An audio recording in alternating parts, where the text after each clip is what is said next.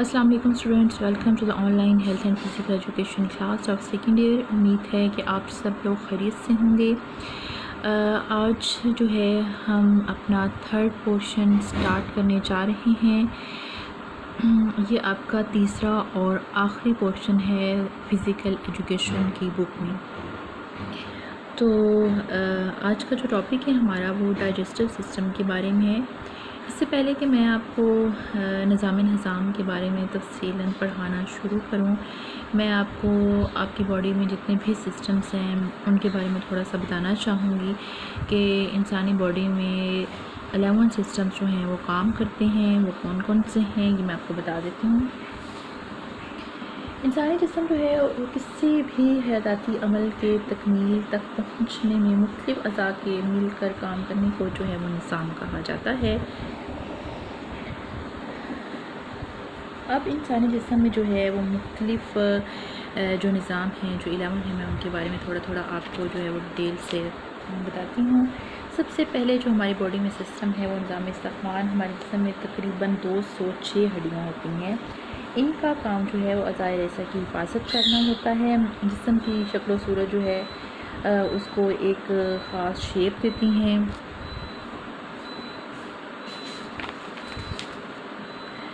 اس کے بعد ہمارا مسکولر سسٹم آ جاتا ہے۔ اس میں جسم کے تمام گوشت والے حصے شامل ہوتے ہیں۔ یہ انسانی جسم کے مزدور بھی کہلاتے ہیں۔ اس کے بعد یہ جیسا کہ یہ ڈائجسٹو سسٹم ہم پڑھیں گے، یہ میں آپ کو پڑھاؤں گی۔ اس میں خوراک کے ہضم ہونے اور جسم بدن بننے کا عمل ہوتا ہے۔ سرکولیٹری سسٹم جو ہے اس میں اس نظام کے تحت خون سارے جسم میں گردش کرتا ہے۔ پھر اس کے بعد ریسپائریٹری سسٹم آ جاتا ہے جسے نظام تنفس بھی کہا جاتا ہے۔ اس نظام میں سانس لینے خارج کرنا یہ جو ہیں 2 پروسیس اس میں ہوتے ہیں۔ اس کے بعد نروس سسٹم آ جاتا ہے۔ ہمارا جو نظام اعصاب ہے اس تمام نظاموں کا حاکم اعلیٰ تصور کیا جاتا ہے۔ پھر حواس خمسہ کا نظام ہے، نظام انجذاب ہے اور نظام اخراج فضلات، بے نالی غدود کا نظام اور نظام افزائش نسل۔ یہ تو تھے ہمارے باڈی کے سسٹمز جن کے بارے میں نے آپ کو بتایا کہ 11 سسٹم ہماری باڈی میں کام کرتے ہیں۔ اب ہم آج کے ٹاپک کی طرف آتے ہیں جو کہ نظام انہضام سے متعلق ہے۔ کوسچن آپ کو آئے گا کہ نظام انہضام سے کیا مراد ہے، اس میں کون کون سے اعضاء حصہ لیتے ہیں، ان کو تفصیل سے بیان کریں۔ اس نظام میں خوراک کے ہضم ہونے اور جسم بدن بننے کا عمل ہوتا ہے۔ خوراک کا مقصد جسم کو قوت اور حرارت مہیا کرنا ہوتا ہے۔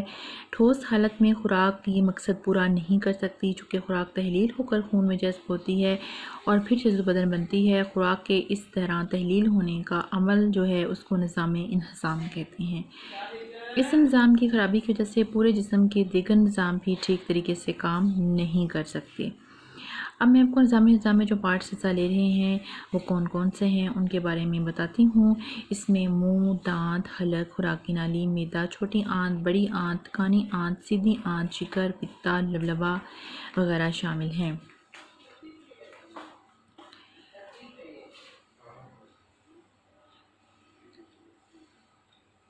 سب سے پہلے جو ہے وہ اس میں منہ شامل ہے۔ اب منہ میں جو ہے زبان، تالو، جبڑے اور رخساروں کے اندر کا حصہ جو ہے وہ شامل ہوتا ہے۔ یہ ہونٹوں سے شروع ہو کر حلق پر ختم ہوتا ہے۔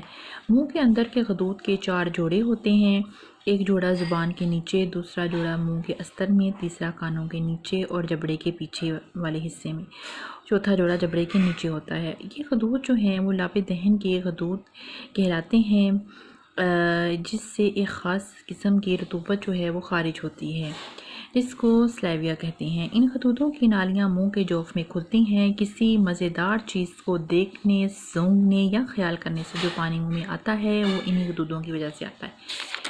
اب میں آپ کو یہاں پر نظام انہضام میں جو اعضاء حصہ لیتے ہیں اس کا میں ایک جو ہے وہ دکھا دیتی ہوں کہ کون کون سے اعضاء جو ہیں وہ نظام انہضام میں حصہ لے رہے ہیں۔ یہ جو ہے وہ منہ سے شروع ہو کر اور مقد تک یہ جو پوری انہوں نے ڈائجسٹو سسٹم کو جو ہے وہ بیان کیا ہوا ہے۔ سب سے پہلے تو منہ، جیسا کہ میں نے آپ کو بتایا ہے۔ اب اس میں نمبر 2 پر آتا ہے دانت۔ اب جیسے ہی آپ غذا جو ہے وہ کھاتی ہیں غذا ڈائریکٹ تو اندر نہیں جاتی، لہٰذا غذا کو اندر بھیجنے کے لیے دانت جو ہیں وہ اس کو باریک باریک جو ہیں وہ کر دیتے ہیں، دانت اس کو چباتے ہیں۔ جب وہ اس کو مکمل طور پر پیس دیتے ہیں تو پھر منہ کے اندر جو غدودوں کی رطوبت ہوتی ہے جسے سلاویہ کہتے ہیں وہ اس میں شامل ہو جاتی اور جو خوراک کو نرم کر دیتی ہے، جس کی وجہ سے خوراک آسانی کے ساتھ حلق سے نیچے اتر جاتی ہے۔ یہ آپ دیکھیں، یہ منہ، ٹھیک ہے، اس کے بعد دانتوں نے اس کو نرم کیا، پھر یہ حلق میں سے گزرتی ہے۔ اب حلق کیا ہے؟ حلق ایک کیف نما آلہ ہوتا ہے، اس میں 7 سوراخ کھلتے ہیں، 2 ناک کی نالیوں کے، 2 کان کی نالیوں کی، 1 منہ کی نالی کا، 1 خوراک کی اور 1 سانس کی نالی کا۔ ٹوٹل اس میں سے 7 سوراخ جو ہیں وہ کھلتے ہیں۔ حلق کی لمبائی 5 انچ ہوتی ہے۔ یہ سانس اور خوراک کی مشترکہ گزرگاہ ہے۔ کتنی اس کی لمبائی ہے؟ 5 انچ۔ جب ہم غذا جو ہے وہ نکلتے ہیں تو ایک ڈھکنا جس کو ایپیگلوٹس کہتے ہیں وہ سانس کی نالی کا منہ جو ہے وہ بند کر دیتا ہے، اس کو ڈھانپ دیتا ہے، جس کی وجہ سے خوراک جو ہے وہ سانس کی نالی میں نہیں جاتی۔ سانس لیتے وقت یہ ڈھکنا جو ہے وہ کھل جاتا ہے۔ اگر جو ہے خوراک کا کوئی ذرہ سانس کی نالی میں چلا جاتا ہے تو فوراً اچھو آ جاتا ہے۔ اب ہے خوراک کی نالی، یہ جو آپ کو دیکھ رہے ہیں یہ منہ پڑھا، ٹھیک ہے، اس کے بعد منہ کے اندر دانت کے بعد حلق میں کتنے سوراخ کھلے؟ 7، 2 ناک کے، 2 کان کے، ٹھیک ہے، 1 منہ کا، 1 جو ہے وہ خوراک کی نالی کا، 1 سانس کی نالی کا۔ اب آگے خوراک کی نالی۔ خوراک کی نالی جو ہے یہ ایک عضلاتی نالی جو ہے اس کو کہتے ہیں، جو حلق کے کیف نما حصے سے یہ دیکھیں شروع ہوتی ہے، این نیچے سے بالکل اس کے جو ہے وہ سٹارٹ ہو رہی ہے اور یہ معدے تک جاتی ہے۔ یہ سانس کی نالی کے پیچھے واقع ہوتی ہے۔ خوراک کی نالی سانس کی نالی کی آپ نے بات یاد رکھنی ہے، خوراک کی نالی جو ہے سانس کی نالی کے پیچھے واقع ہوتی ہے۔ اس کی لمبائی تقریباً جو ہے وہ 25 سینٹی میٹر ہوتی ہے۔ اس نالی کے عضلاتی دباؤ کی وجہ سے خوراک معدے کی طرف جو ہے وہ بڑھتی ہے، یہ پریشر پڑے گا اور خوراک جو ہے معدے کی طرف بڑھے گی۔ اب آگے اسٹمک۔ اسٹمک کیا ہے؟ یہ معدہ آپ کا، یہ ایک تھیلی نما خمدار عضلاتی عضو ہے۔ اس کا حجم انسان کی عمر کے مطابق ہوتا ہے۔ پیٹ کے خلا میں تھوڑا سا اوپر کی طرف اور ڈایافرام کے نیچے واقع ہوتا ہے۔ اس کے 2 سرے ہوتے ہیں۔ اوپر والا سرا جو ہے وہ جہاں خوراک کی نالی جو ہے وہ ملتی ہے اس کو قطبی سرا کہتے ہیں، اور جو دوسرا چھوٹی آنت سے ملا ہوا ہوتا ہے، ٹھیک ہے، یہ چھوٹی آنت ہے اس سے ملا ہوا ہے، اس کو پائلورک اینڈ کہا جاتا ہے۔ یہ معدے کی دیواریں 4 تہوں سے بنتی ہیں۔ معدے کی جو باہر والی تہہ ہے، یہ جو باہر والی تہہ ہوتی ہے یہ پتلی ہوتی ہے جس کو پیریٹونیم کہتے ہیں۔ اس کے بعد یہ جو درمیانی تہہ ہوتی ہے اس کی یہ غیر ارادی عضلات سے بنی ہوتی ہے۔ غذا کو ہلانے جلانے کا کام ان عضلات کی بدولت ہی ہوتا ہے۔ اور تیسرا جو ہے وہ یہ ایری اولر ٹیشوز سے بنی ہوتی ہے، تیسری جو ہوتی ہے۔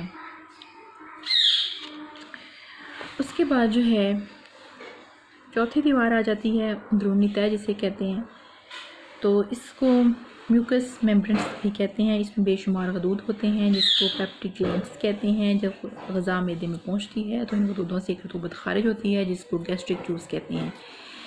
اب آگے ہماری چھوٹی آنت چھوٹی آنت جو ہے، ٹھیک ہے، چھوٹی آنت جو ہے یہ آنت معدے کے آخری سرے سے شروع ہوتی ہے، ٹھیک ہے۔ اس کی لمبائی جو ہے وہ تقریباً 2.4 میٹر ہوتی ہے اور مرنے کے بعد یہ 7 میٹر تک ہو جاتی ہے۔ اس کے 3 حصے ہیں۔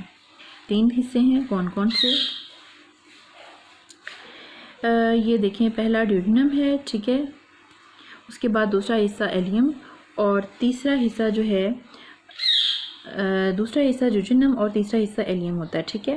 ڈیوڈینم جو ہے یہ چھوٹی آنت کا ابتدائی حصہ ہوتا ہے اور یہاں سے لبلبے کی جو اوسفرا کی رطوبتیں خوراک میں شامل ہوتی ہیں، زیادہ تر غذا جو ہے وہ آنت کے اس حصے میں ہضم ہو جاتی ہے۔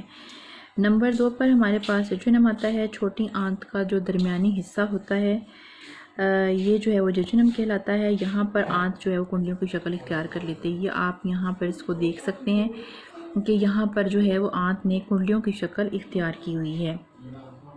نمبر تیسرے پہ آتا ہے ایلیم. چھوٹی آنت کا جو آخری حصہ ہوتا ہے وہ ایلیم کہلاتا ہے، اور یہاں پر جو ہے وہ اس کے بعد جو ہے وہ بڑی آنت شروع ہو جاتی ہے. چھوٹی آنت کے اندرونی تہہ میں تولیے کے نمابر ہوتے ہیں جنہیں ویلی کہتے ہیں. غذائیت کو جذب کرنے میں کافی زیادہ جو ہے وہ مدد دیتے ہیں.